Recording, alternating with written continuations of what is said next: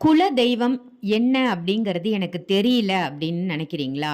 உங்க வீட்ல எதை எடுத்தாலும் காரிய தடையாவே இருக்கா?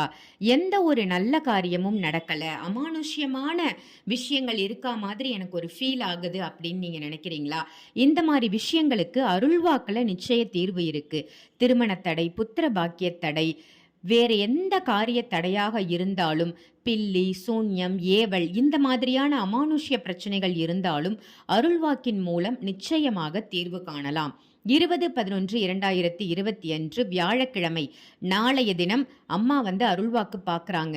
ஜாதகம் இருக்கு இல்ல யாரா இருந்தாலும் அருள்வாக்கு பார்த்துக்கலாம். அருள்வாக்கின் மூலம் நிச்சயமாக எல்லா பிரச்சனைகளுக்கும் தீர்வு உண்டு.